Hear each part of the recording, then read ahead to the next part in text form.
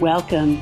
You've splash landed into this Prosecco-laden podcast, straight into the woo-woo pool with the crew of Ohm-g.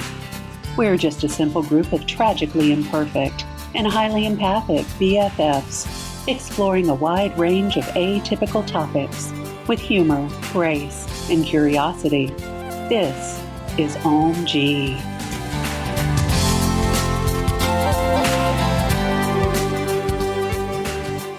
Welcome. Today we're revisiting a popular topic, QHHT, Quantum Healing Hypnosis Technique, along with BQH, Beyond Quantum Healing. You're here with the crew of Ohm-g, the podcast. This is Camille. This is Chandra. This is Brenda. And this is Lynn, and welcome back. So today we're going to be talking about a popular topic that we've talked about many times, is QHHT. You probably know that Dolores Cannon, well, not Dolores, but her daughter still offers the course. So I have finished that course, but I have also taken Beyond Quantum Healing with Candace Craw-Goldman, who worked with Dolores for a long time. And today, y'all, I took Brenda under. And that's what we're going to talk about. Yes, we shall talk about that for a little bit and then talk about some other experiences that we've all had, because we've all been quantum healed or hypnotized. I think all of us by Lynn at this point. Yeah. And other people as well. So it can be a really good way. We had Bree Dela Cruz on maybe back before Christmas, wasn't it? Yeah, it was late last year. Yeah. And she also does another type of hypnotherapy. And so I've experienced that. I think we all have as well. Did you do it? I didn't do it. Okay. With Bree, but yeah. So it can be a very helpful way to transform habits, thoughts, old mindsets and belief systems. So with QHHT being a little bit different than regular hypnotherapy or other forms of hypnotherapy, sometimes I've gone completely out and I don't remember anything, but I was very aware of everything that was happening this time. And I wanted to go into a significant life that was affecting me now. And so Lynn does the meditation part and kind of talks you into being in that kind of brainwave space so that you can access that information. And I was in a street. I don't know where it was. It was Europe somewhere, I'm pretty sure. Many, many, many years ago. And I was with a man in the street who was wearing a brown suit with stripes. And I could see my dress. It was like a big hoop dress with these, I can still see it in my mind's eye, with like blue lines. And then in the middle of the blue lines were like little flowers that went all the way between the stripes. And I think I was very lonely in that lifetime, and I had children, but I really didn't want to have anything to do with them. So kind of like the staff took care of the children, and my husband and I were not really in love with each other. It was kind of a marriage of convenience, and I think he was older than I was, because I think I was very young when I got married, and I was set up in this marriage arrangement by my family, by my parents. All these things you're describing definitely denote an upper-class family back then. Yeah, it was. It yeah. was. And I think he was some sort of government official, and he got like sworn in at one point. That was one of like the highlights that we went to, but I was just like, whatever. But I gave up a lot of myself. I don't think I had ever known who I was before I went into that marriage. And then I had to just kind of be the yes person. And I think I was depressed and ended up getting, I think it was probably breast cancer before they knew what breast cancer was, and died in my 40s. And my children weren't around me. It was the maids taking care of me, and the doctor was there, and my husband had no emotional response to me dying. And then Lynn asked me who was there to meet me, and it was my mother who was there to meet me and she had been the one who gave me a way into this life, or encouraged me to marry this man. And then we found out later on when we were talking to one of my guides that came in, who was this like Franciscan monk looking person. He was wearing like the brown robe he talked. So she asked him the questions. Lynn asked him the questions. And it was weird whenever I went into that because I was very consciously aware of the words that were coming out of my mouth, but it was like it wasn't me talking. Oh, it was not you talking. It didn't even sound like you talking. It was really weird. Which I don't know are we going to publish that part? I don't know.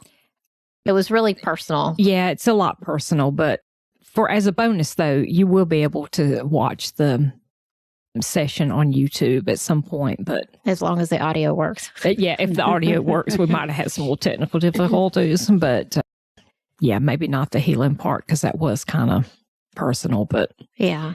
So interestingly enough, it was a theme of what is happening in my life now, of feeling very much like in this rut of feeling no real passion or joy or enjoyment in life, and just doing everything that I think I'm supposed to be doing, like doing the laundry, cleaning the house, going to work, going and working out so that I don't get out of shape, which is, I mean, it's okay.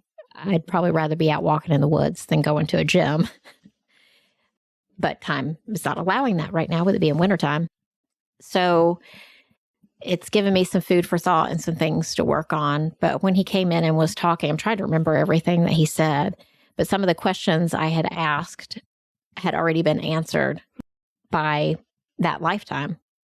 And then it ended up being that my mother was my mother in that lifetime, my current mother.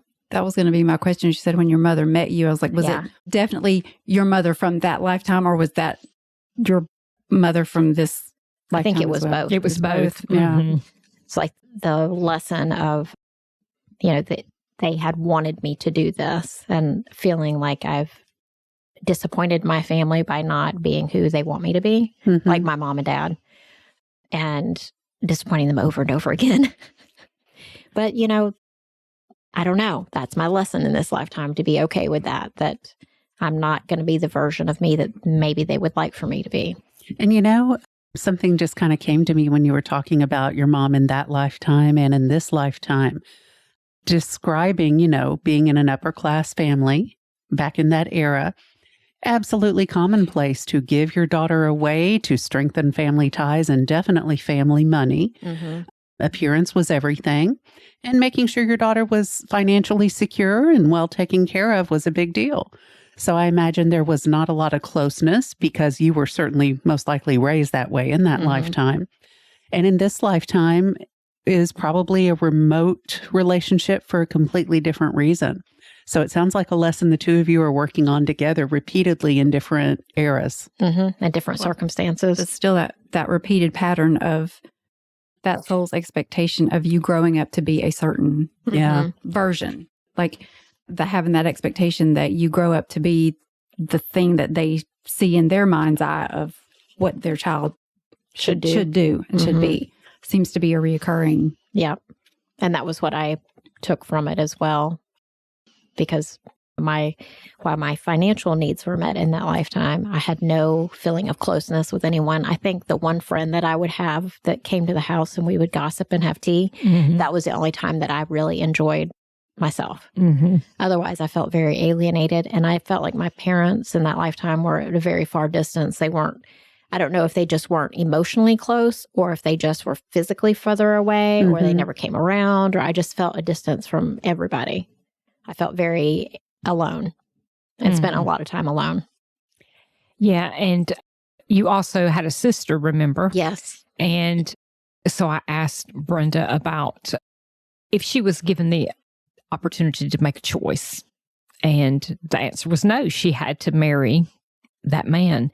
And I said, well, we talked, and I was like, well, is your sister married? And she was like, no, because her sister would not be pushed in to doing what the parents wanted her to do. Not a dutiful daughter. Exactly. A different kind of outcast. Yeah. Yeah. Yeah. So I found that very interesting that you had two daughters, one who did exactly what she was told, even though she wasn't happy, and the other one was like, no. Yeah. Well, and that mother was probably alienated from both of them for different reasons. From Yes. one, because you put all these expectations on me and it led me to an unhappy life. Mm-hmm. And the other was you put all these expectations on me and I'm not living up to them. So you're probably not having a close relationship at that point. Well, and it was interesting that after we set the story and I knew where we were at and who was there, I moved Brenda to an important day and she immediately went to her death. And she said, "No, I don't want to live this life anymore. I'm done." And I was like, not right now, bucko." I was like, "No, we're going to just move back a little bit and see how we got here." And so it was interesting to watch the story unfold. And it's a pattern that I have had in my life of doing what I think other people expect me to do, Mm-hmm. and being unhappy in that. And so I have some things that I need to do, that I know that I need to do. And it's just going to be like getting up the courage to ask for my needs to be met, Mm-hmm. because that's really hard for me for whatever reason. Preach. Yeah, it's like I would rather just do things myself and then be resentful, but I'd rather just do it myself. Maybe in that lifetime, it was obviously a society Mhm. thing. And in this lifetime, it kind of started out maybe as a religious thing. Mhm. But you have to look at where the growth has already happened. I mean, your relationship with your kids, number one. Yeah. And that was one of the things that we talked about too, about that we had cleared that karma. Good. Yeah. So I could have that close relationship that I didn't have in that lifetime with my children now. Well, but I also think the growth and the healing has also come in the fact that in this lifetime, you realize that their expectations of you, not because I feel like in previous lifetimes, it was programming that you willfully bought into because you weren't at a place where you could see a difference or know a different path existed.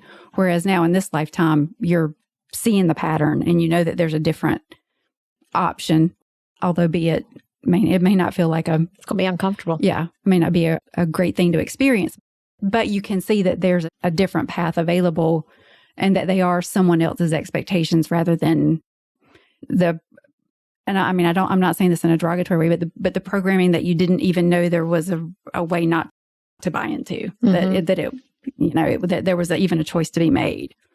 And I think some of it too could be my perceptions of what other people expect of me. Maybe that's like part of my thing to come to terms with or discover by using my voice.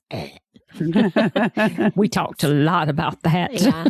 And it's so funny. Before we started, I brought my little candle holder up here that I've had downstairs that I had done a ceremonial candle in.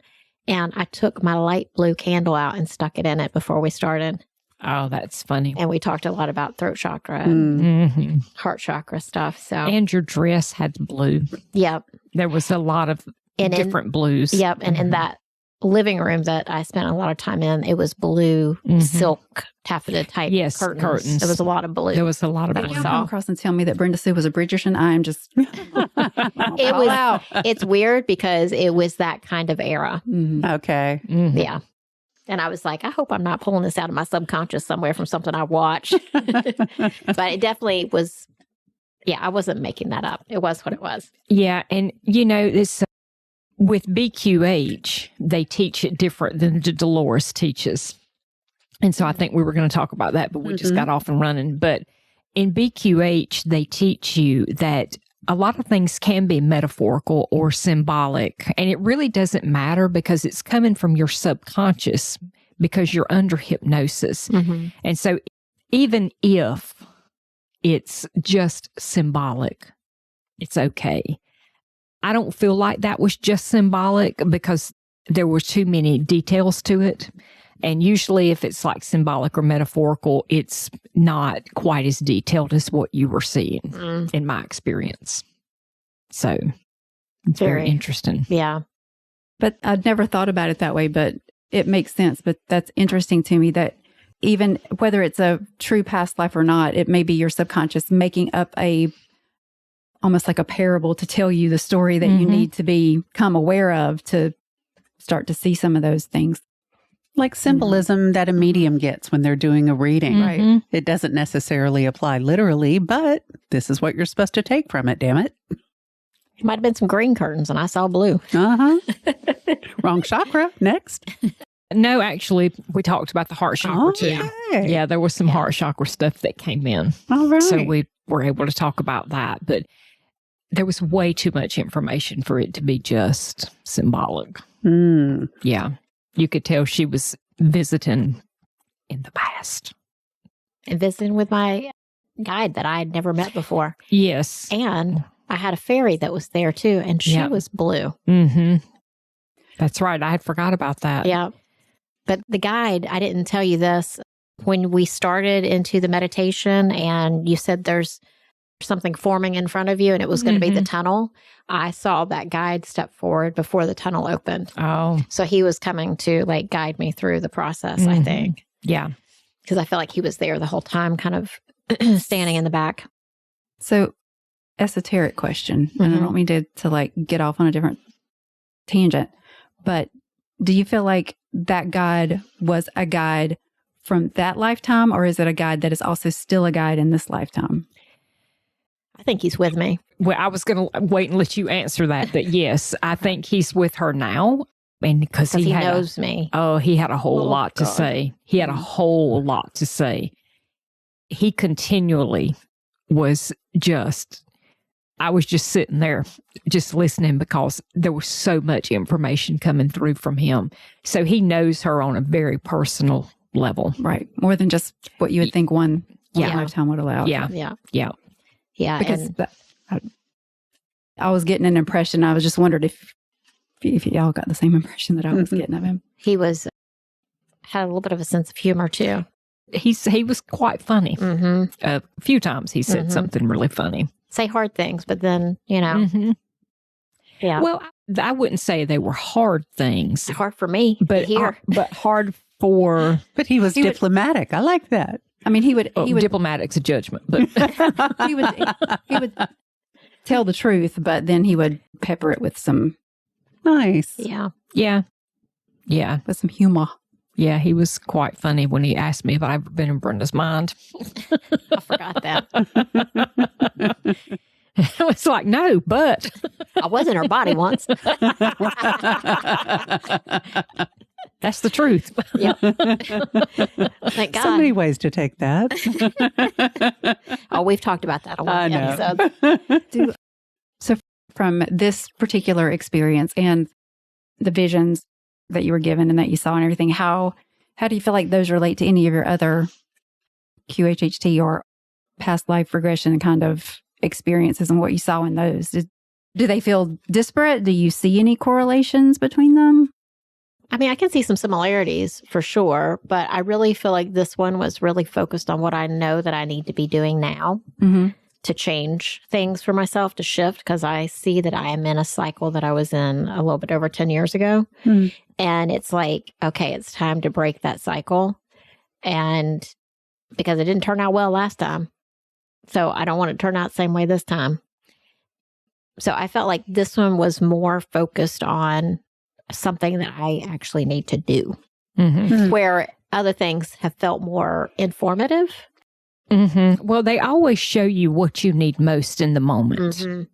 So anytime anybody goes under hypnosis, your guides, angels, ancestors, whoever's going to take you there, they always take you to a time that's going to be the most helpful for right now. Because we could hang these microphones up, turn everything off, go downstairs, and the energy will change again. So, like you said, in this moment, right now. Yeah, like the last time that I did one with Lynn, I was a worm. And they were showing me the importance of all the jobs. Like, there's nothing that's any more important because everybody plays a role. Yeah. Every being, every living thing plays a role in the bigger picture. But I feel like this time around has been very, like, Spirit's kind of given me a little bit of kick in the ass to, like, do something instead of just sitting in complacency and getting more resentful. Well, it's healing. Yeah. This is what you need to do. It's what my soul needs to do. It's what your soul needs to do. And I do think that's when he got kind of, funny. And when I asked, what is it you need to do to heal? And he was like, hey, didn't you just hear me? Yeah. I just said it. And it's all around speaking up. Yeah. Okay. Well, and sovereignty. Yeah. Holding that sovereignty. I don't have to do everything all by myself. I know that's weird. An eternal lesson for us females. Yeah. Well, what else happened during the session? I mean, what else kind of stands out? Did you go anywhere else to another lifetime? No, we didn't. We only did the one lifetime, and then we went and did some heavy healing. Okay. And that was when the guide came in. I wish I knew what his name was. Not that it matters, but yeah, we didn't even ask. Yeah, didn't ask. But I couldn't see his face, but I could see everything else about him because he had like a hood up on his head too. So I couldn't see. It's like his face was shadowed or something. So maybe he wasn't even a monk. Maybe he was from some other place. They didn't want me to see his face because it wouldn't have looked like human face. Who knows? Who knows? That's so super interesting to me. Just how they present. Well, and how your mind gives you enough, but doesn't necessarily fill in all the pieces, so that there's still like some things that you, the human, have to figure out. Right. Well, and some mystery to it, so that you don't, because we would have a tendency to latch on too tightly if it was too formed or we got too much of the detail. We would start to even unconsciously attribute other characteristics to it. So I find that fascinating how it works like that sometimes. It's also kind of interesting. I just looked at Lynn over here, and she's wearing a chocolate brown sweatsuit today. And that was the color that the monk was wearing. This is army green. Oh, it looks brown It looks to me. kind of cocoa brown from here, lighting. Yeah. Anyway, that was just a little observation. Maybe it was me as an ascended master. Maybe. Because we did talk like in the beginning, because we, like the BQH, instead of just calling in the past life, we call in Brenda from the future as an ascended master. Okay. I call in myself from the future as an ascended master. And we call in a lot of different entities. So who knows? Question. Is Brenda from the future the same thing as Brenda's higher self, or a different thing? It would be her higher self. Okay. But not a future life necessarily. Right. Okay. Interesting. Yes. After I've ascended this earthly Hell. dwelling place that we come to in the next 500 million years. No, hopefully it won't take me that long. So you've experienced hypnotherapy with Lynn. And I think the last time that you did, we never really talked about it that much, about what happened. It was really cool. And it sucks because I had wanted to kind of share some of it, on a podcast episode. But my voice was very low. My lips were barely moving. I mean, I had my phone up at top volume and I could barely hear myself. I knew what I was saying, but it was just it's like your cadence changes, your tone changes. And it was a whole lot of muttering, but it was a very profound experience. I mean, I still feel it and can go there immediately in my mind. I went back to a lifetime where I was basically watching from a field on an old farm somewhere in Europe. My parents get murdered by an invading army that had no idea I was there out in the fields. And after that, committing to fighting for justice and most likely revenge, and becoming a spy and going on all of these very cool surreptitious missions. And it was wild. It got me very emotional having to replay the part of being paralyzed and watching them get killed. I think the word Prussian came up. It felt like I was in the Netherlands or somewhere in that area. I know countries and boundaries and names have certainly changed over the years.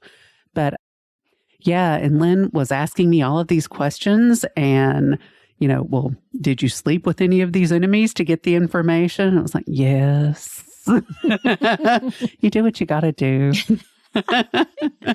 And one of my friends in this lifetime who lives in another state apparently was a spy along with me during this particular war. And it was just, when I became an old lady after doing all of this work, I was just kind of clammed up, I guess, in my smoking jacket in an old apartment with lots of friends from all walks of life, and apparently very happy with everything that was accomplished. So it was wild and profound, and even re-listening to it, much like the first time I ever did a QHHT session with our friend Deanna. Mm-hmm. It's amazing to me how you go instantly back into the feelings, the sorrow, the grief. I think my first session, Brenda, you and I listened to on the way back from a trip where I went back to a Native American life, like before America was an America. And I will not forget just bursting out because the sorrow and the grief that I felt in that lifetime is still living in my cells. That's the best way that I can describe it. And that's how you know that's one of the ways you know it's a past life. Yes. Because you're experiencing emotions. Yes. That otherwise shouldn't be there. Right. I can watch a very sad story on the TV or, even hear about something awful that a friend has gone through and still remain in a remote and supportive mode, but it's in your cells. But even when you're like watching that movie and you're like so engrossed in the movie and the actor cries and you cry along with them, you can tell the difference between that being like an empathetic response versus it being you're sad. 100%. And I agree with you. There's been several instances in there where in those past life regressions or QHHT sessions where it's not an empathetic response to what you're watching in your mind. It's like you can tell that feeling is your emotion. Right. Racked with it to where you feel your rib cage heaving. It's a very profound experience. And not everything that we go back to or remember is necessarily sad or devastating. You feel the highs as well. I remember in that first lifetime as a Native American, on my death day, looking down at all of my descendants. And it was just like a different kind of happy cry, just like elation. Bye, I can go. Good work. Very profound. So go do this, y'all. Go do it. Even Cam's tearing up. I'm tearing up because she's tearing up. But oh my gosh. Yeah. I'll never forget it. And it was a different kind of feeling than, our session and watching the most tragic day of my life. But then you turn around and think, yeah, but look what you turned that into. That's what we're here for. Yeah. Yep. Dang. Yeah. And it's obviously what Brenda Sue needs to do with her past experience she just went through. Yep. Stinking homework. I know. That's the hard part. I can see the wheels turning in her head right now. Stinking homework. Yeah. Go text your mama. Can we get this shit together now? I don't want to keep doing this.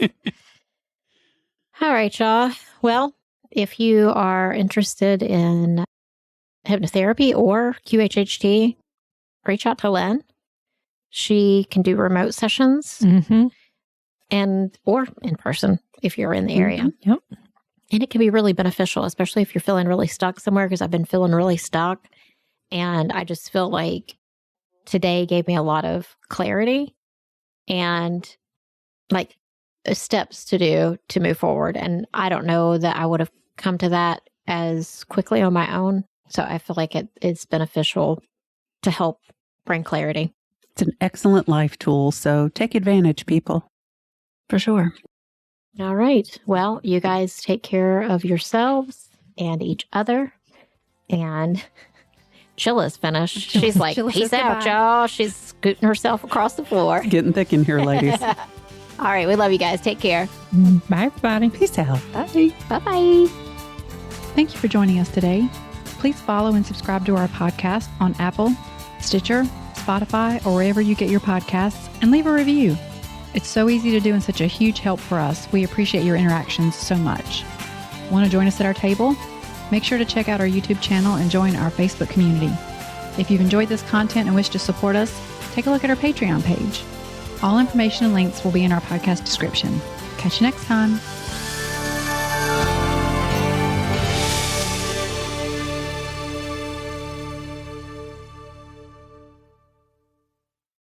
This podcast is part of the Sound Advice FM network.